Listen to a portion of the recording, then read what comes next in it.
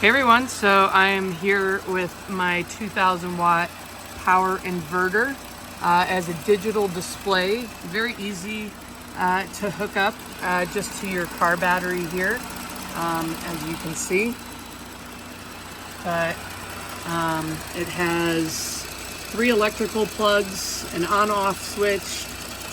You even have a cigarette adapter and 2 USB ports.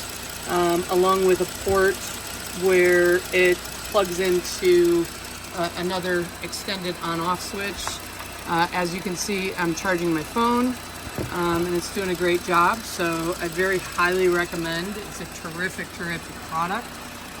Excellent power inverter that you can use in a ton of different applications, and I hope you enjoy.